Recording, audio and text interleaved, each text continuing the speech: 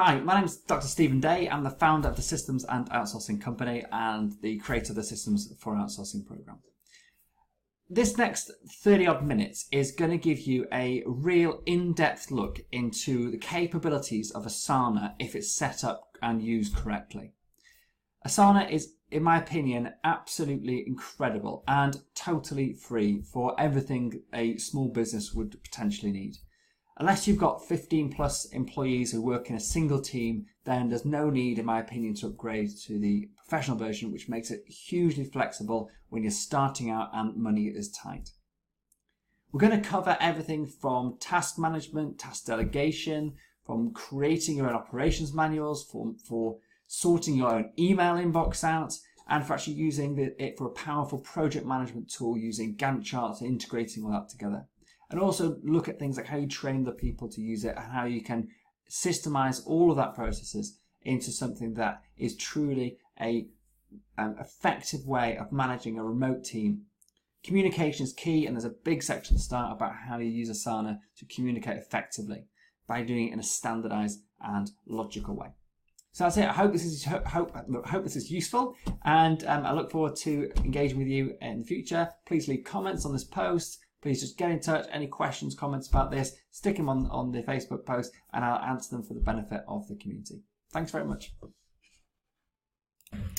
Hi, and welcome to this overview of Asana. And over the next few minutes, probably quite a few minutes in fact, I'm going to give you a brief tour of how Asana can be used if you actually put some time and effort into getting it set up properly. It is an incredibly powerful tool. Everything you see here is in a free version of Asana. There's really no need to upgrade unless you are taking on a lot of staff, so more than say 15 members of staff that you want in any particular team. And we'll talk about what teams are, etc. in a minute. But for most people, for most businesses, the free version is all you need. So I've been asked this many times, so I've actually got round to sitting down to do this so you can see what the benefits of using a project and task management tool are, and specifically why I think Asana absolutely kicks the rest out of the park. So without further ado, I'm going to crack on because there's a lot to cover. So what we're looking at here is Asana's dashboard, if you like. This is what you look at when you first log in. You've got a bunch of tasks which are sat there waiting for you to actually deal with, and I'll talk about that in a second. Along the left here, you've got a list of teams, as you might be able to see here, and then there's all the teams that I have set up. Within each team, you have a number of projects, and then with each project, you'll have a number of tasks. A task itself can have a description and a title, for example, and then it can also have a number of subtasks, and subtasks can have, this one hasn't got any, but this can have subtasks as well. If I click here, I can create subtasks for the subtask. So you can create very, very complex multi-step processes, which in a linear fashion where one step leads to the next, really easily off the cuff with Asana without having to worry about any other software or apps to make that happen. That's the basic layout. But where the power of Asana comes in is actually using it to collaborate with your team. And so communication is the absolute key to getting that done properly, or getting that working effectively with your remote team or the team in your office. A lot of our clients use this both with their in-house staff and their remote workers. So there's a number of ways you can communicate. And this is what I believe is one of the most powerful things about Asana if you do it in a standardized and logical way. So if you imagine you have a department or a team, if you like, called marketing. And so here we've got the SAO marketing, so SAO Systems and Outsourcing marketing team. And these are the people, the employees that are involved within the marketing team. And so they're all added as a team members, and they can then see and comment and interact with every project within that team. We can also have team conversations by clicking on here and actually starting a conversation which will then be sent out to everybody who is in that team. You can see in this case, I haven't actually used that. I really reserve the team level conversations for stuff that's not related to anything else that's going on in the business. The reason for that is, in my opinion, keeping everything compartmentalized. So if it's a conversation, a comment about a particular project, then that conversation should go in the project. And there's a conversations tab similar to what I've just shown you, but for that individual project. Similarly, if you're talking about a particular task and you want to comment on that particular task that's not relevant to anyone else or any other task, then you do that by commenting within the task here. That means that every conversation, every thread is compartmentalized into the specific place and for the specific people that need to be aware of it. You're not then inundated with loads of stuff into your inbox that isn't related to you or anything that you're doing. But really simply and really powerfully, if, for example, you want to bring someone else into that conversation or that project, for example, you just add them as a follower or add them as a member, and then they get access to all of the historic communication that's happened. And therefore, if a virtual assistant or another member of the team moves on, gets promoted or whatever, you just bring someone else in and they can catch up by looking back through everything. So it's really, really powerful. You have, again, with communications, another really useful thing, a really powerful thing in Asana is the inbox. Similar to an email inbox. But the difference with this is that these messages are all attached to projects, to tasks like I've just shown you. But if you're a follower on those particular comments, then it also comes into your inbox. And what that means is you're always aware and always brought to your attention everything that's going on that you're involved with. It all comes into your inbox. And if you can see here, for example, this is just notifying me that someone's added some new tasks. So all I can do is just click here, click here and get rid of them. I don't need to action anything like that. They're out of my inbox. Those messages, or this one's a better example. So in here, this person has attached something to a task. I don't need to action it, but it's good to know that it's there because I might have actually need to review that. I just archive that. Or I could give it a thumbs up to say, yeah, I've read that now, that's great. That shows the person that I've actually acknowledged that, I've read it, and I'm aware of it. And therefore, they can stop worrying about me not actually getting involved with it. But then I can just archive this. And the reason I can archive it is that message is actually attached to the task, for example. So this is just a random task. So the task here, so if there's a message here, for example, then I'll show you by logging into my other account and then I'll pop back here. Okay, so what I've done is I've logged into my dummy account and I've Jane Doe has sent a message on here to say, hi, this is a comment. And so this is something that I'm following. I want to be aware of this. And you can see my little icon here is showing that I'm a follower on this particular task. And how that works with your inbox, if I now click on my inbox, you'll see that message is sat there waiting for me when I log in the morning. And I can then clear through any queries or questions or, for example, strange comments saying, hi, this is a comment. And all I need to do is say, yeah, tick that thumbs up, say, yeah, I've read that message, I'm aware of it, great, and then archive it. It's gone from my inbox, I can forget about it because I've passed the baton back to the person who sent it to me. Or I may have commented, for example, just give you, so here you can actually comment directly within your inbox. So say I'll take a look at this and then hit comment. I'm not going to do that because this is a live task that will confuse my virtual assistant. But the idea is that you don't ever have to leave your inbox. I rarely go onto the tasks themselves because you do it all through your inbox, which again means that you're not distracted by stuff that isn't relevant to you. So it's a really, really powerful tool. You saw that I deleted or I archived those messages from my inbox here. But if I go back to that task that we were talking about where that message was sent in the first place, the message is still there. It will always be there. Your inbox is just your current stuff that you need to be aware of. You clear that every day, a few times a day, hopefully, and then you are on top of all your work, but all the conversations and all the chats remain in the tasks where they need to be for you to look back and review and discuss with people at a later date. So it's a really powerful way, and if you get the hang of this, it makes just the world of difference to your productivity. You're also now completely in Asana for all your internal communications. This means you never have to open your email inbox. And I'll show you how you can actually really never open your email inbox in a second.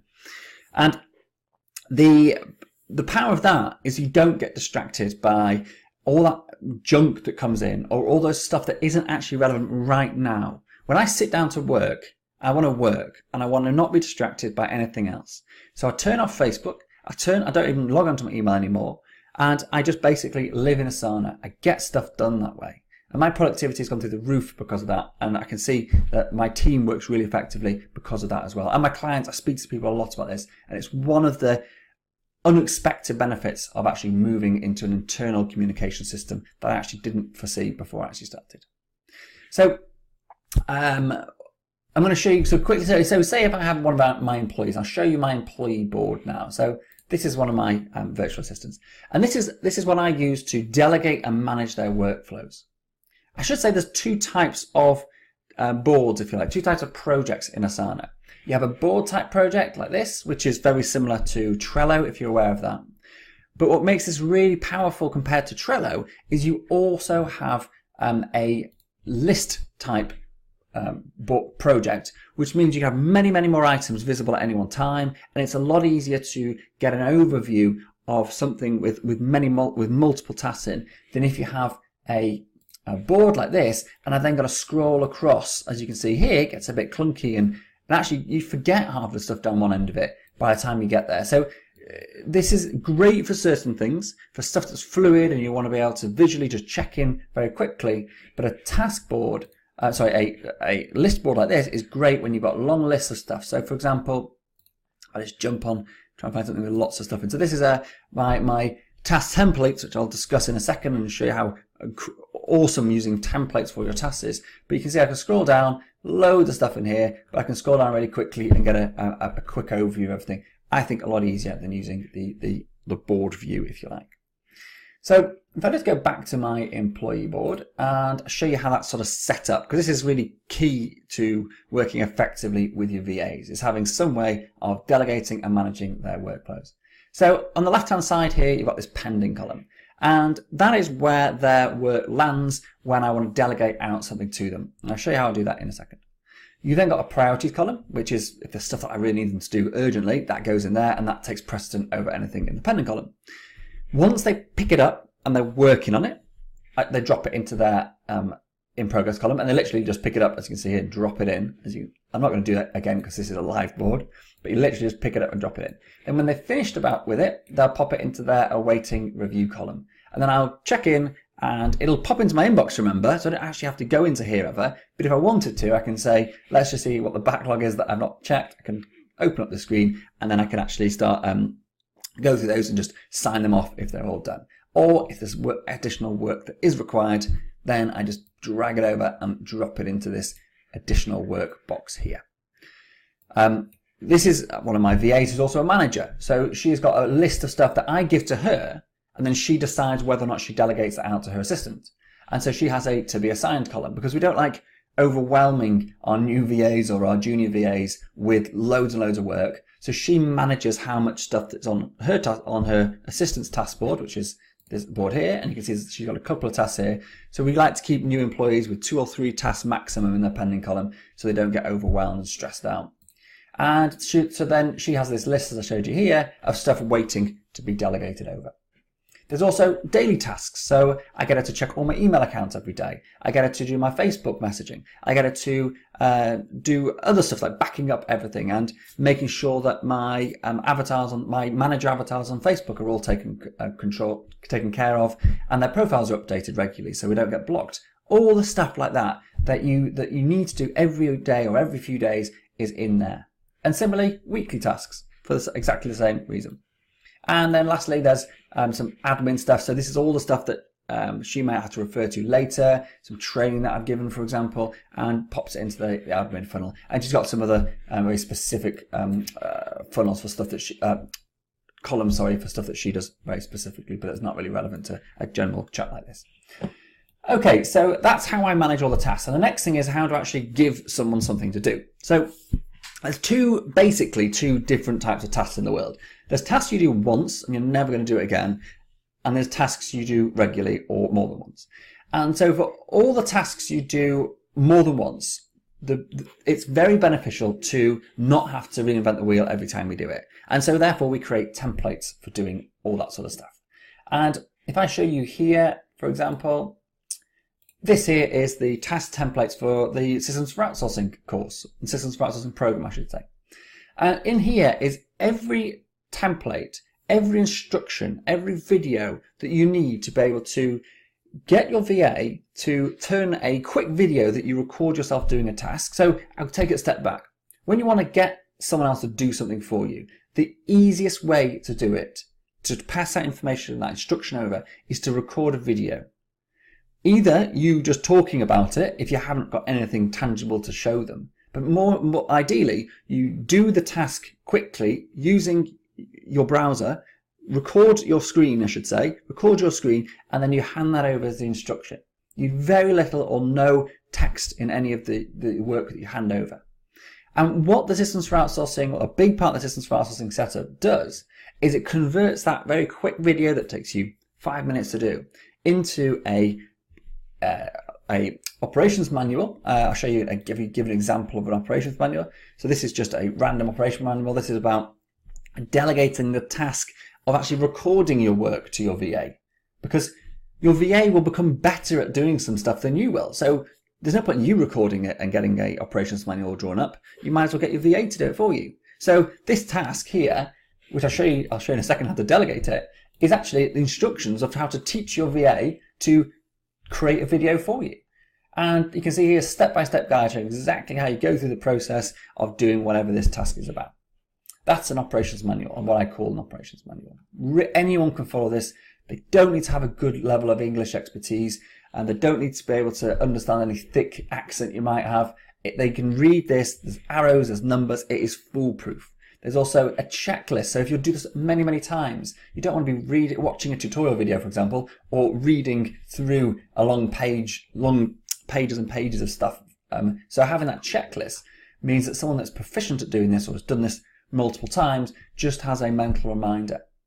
And what we next do is to convert that into one of these task templates within Asana.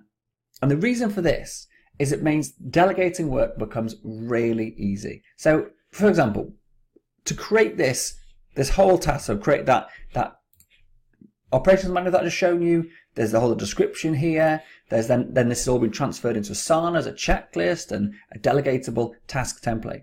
To do all that, all I did was record a very short video. And in fact, this one, I don't think even I did that. I think I handed it to my VA because this is a quite a simple task that she's proficient. She knows the whole system, so she can do a lot of the stuff for me now.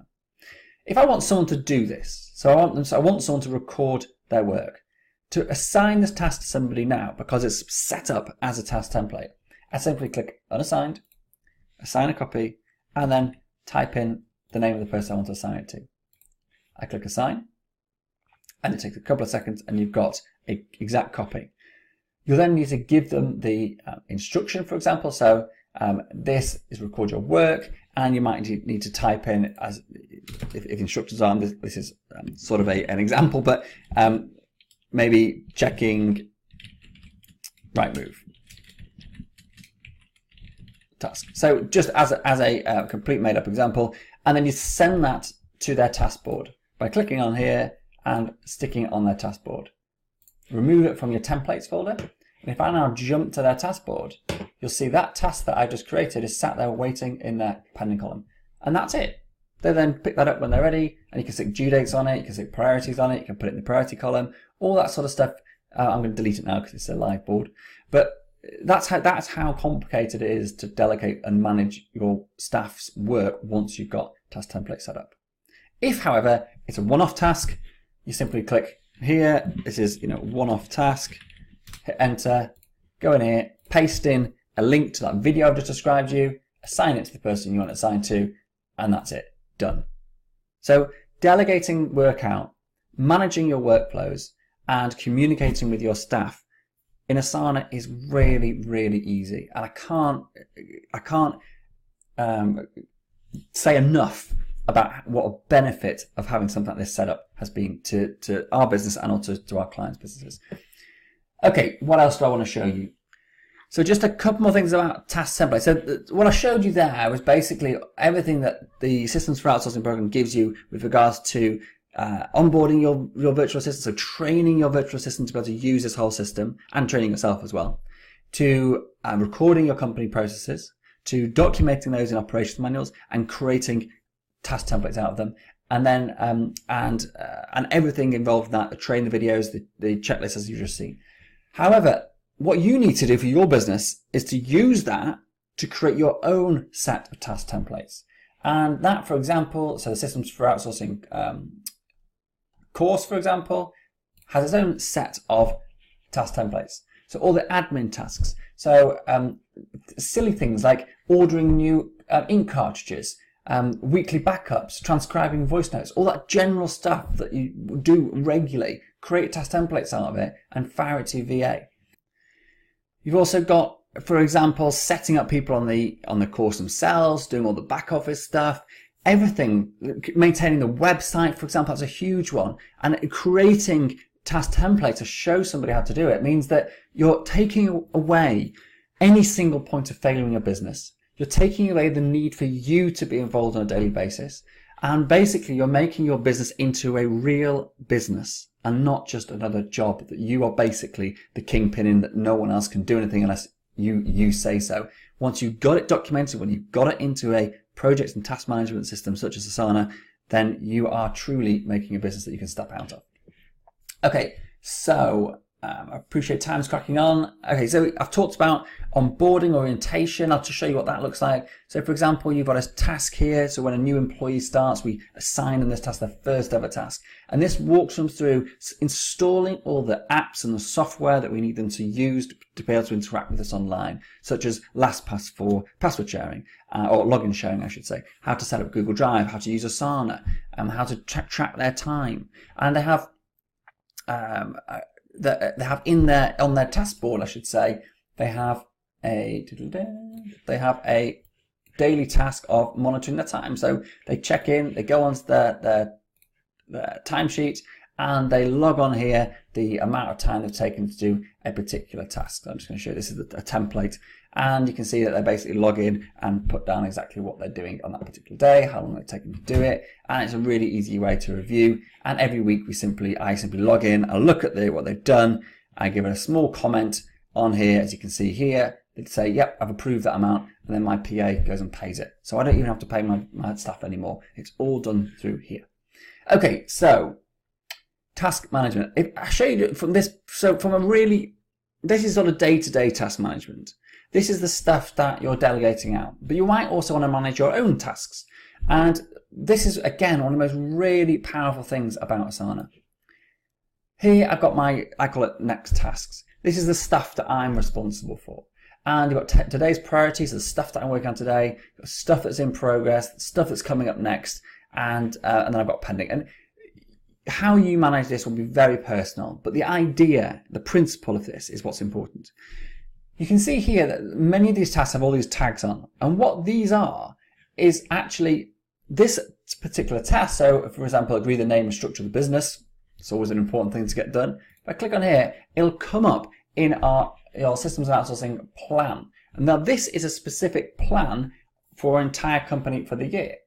And that task I just showed you on my task board is my responsibility, but it's part of this large project which got hundreds of tasks on that are stuff that's going to be done at some time in the future. And I'll move them one by one onto my task board when the time is right for me to work on it.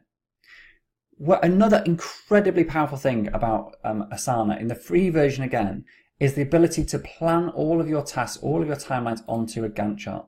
So this is literally clicking a button to create this. And you can do it either way around. So you can either create it in your Gantt chart and then it goes back into Asana, or you can go from Asana to your Gantt chart. This is called Instagantt. And you can put how long something's going to take. You put start dates, end dates. You can put goals in, for example. So these are quarterly goals. You can have, this was actually our launch day, so we're going to come up for a big launch in a bit, so that's on there. And you can see we plan out our entire year. And you can see this is our map, if you like, and we can plan out the entire year, who's doing what, who's responsible for it, when it should be done in a real visual way. You can also have for simpler projects, for example. So this is, when we teach the course, we talk about prioritizing your tasks. What you're going to delegate first, what you're going to outsource first. It's really important. So we explain about prioritizing in terms of how long something takes to do, and also how complicated it would be to outsource. And you want to basically get rid of the easy stuff to outsource and the stuff that takes a long time first. And so we teach people to categorize into 4 different sections. So first, second, third, and fourth. There's a process for doing that. And sorry, I haven't got time to go into it right now. But that then maps out your systemization plan for your business. So PSP is personal systemization plan. And the power of this is that once you've done that, and very quickly to put this into context, to come up with this long list of stuff that this person is going to actually outsource first, they just write down what they do for 2 weeks. So every task they do, they write it down. And then at the end of the 2 weeks or week or whatever you can be bothered doing it, you add up all your time that you've taken to do each of those tasks, and then you categorize it into the 4 categories I just described, basically based on time and complexity of task. And you then give each of these an estimated time it's going to take to do it. And you can see that by the end of this Gantt chart, so this is a dummy one that's starting today almost. So by sort of halfway through May, this person is going to outsource everything that they would have done in the past 2 weeks. So if you think about that everything that you are doing today, within a couple of months, you won't do it anymore. So you have to fill your day with new stuff. And that new stuff will be higher income generating tasks, will be more important stuff that only you can do. And all of that admin stuff, all of that data scraping, all of that will be gone. So that's the power, A, of using Asana and outsourcing and VAs, but B, of planning out visually using a Gantt chart gives you a picture that you can see where you're up to and how you're getting on with it. And the great thing is if you create things like dependencies, for example, you can see here's this, I'll create one here just to show you. So if I create a dependency from this task to this task, if I'm a bit behind with this task and I move it along, then it automatically moves the dependent task along with it. So it's really easy to, if you get distracted one day, you don't do what you think you're going to do. So if you set it up correctly, which obviously we show you how to do on the course, then it's dead easy just to basically shunt things along and just because life gets in the way. You don't always stick to your plans, but if at least you've got a plan in the first place to try to stick to. So that's a huge benefit. Okay, so the last thing I was going to show you is actually one thing that everybody needs, which is better email management. And so I thought it was a really good way to finish, if you like. You can outsource and you can delegate anything you could ever imagine using Asana. And when I say outsource, I don't just mean to virtual assistants in the Philippines, for example. I mean I've got a personal VA that works in England. I've got many of my clients have in-house staff in the same office as them that they delegate everything now through Asana. And that way, everybody's in the same place, communicating in the same way, using all the standardized techniques that I showed you a bit earlier. Okay, so the last thing I'm going to show you is something that pretty much everybody could do better, and that is how you manage your email inbox. Opening up your email inbox is like opening Pandora's box. You can get lost in there for days. So I am terrible at getting distracted. So this is why I need ways to focus what I do, and that's why Asana, I think, is absolutely brilliant. So instead of me opening my email inbox, I actually get my personal assistant to do this. For this particular account, this is my main email account, which has access to my banks. They can just click a reset password link and they'd be able to reset all my accounts. So for this account, I use an English PA that's a certified and they're under English or EU law, and that's something that I feel more confident with. For most of my emails, though, that haven't got sensitive information, I actually use my virtual assistants in the Philippines. So this is just to show you an example of how you can take yourself completely out of your inbox. So my PA logs into my emails, and she then goes through one by one, and obviously she learns this. She learns most things because most things are repetitive, so this becomes second nature after a while. But every new email that comes in gets added to this rules sheet. Really simple. It's just a spreadsheet. But what it means is that the person can search by email address, sender, subject, to be able to find if this email has ever happened before, ever come in before. And then there's a really simple is a action to be done before filing, and then where the email needs to be filed. If it's not a straightforward one-step task, then we might actually have to create a more complicated process. So this is how you actually deal with emails about particular types of subjects that come in, where there's multi-step processes, for example. And these may in themselves link to further charts, to template emails, for example. So therefore, when an email comes in, even though I'm not involved in it, I'm very much in control of the conversation flows that are happening. And they are all pinged to and fro into the Asana account, which will show you why it's important to use Asana for doing this rather than just doing that first part, you need the second part as well, which I'll come back to in a second.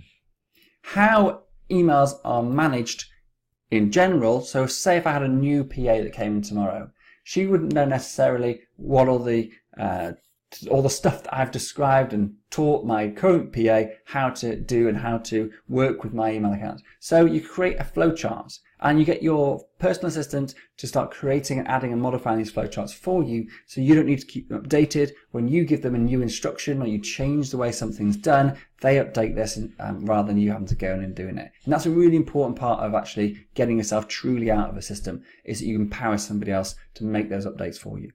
So this basically just walks someone through every possible scenario of an email coming in and how to deal with it. And you can see it looks fairly complicated, but it's just simple things like, I'll just zoom in a bit.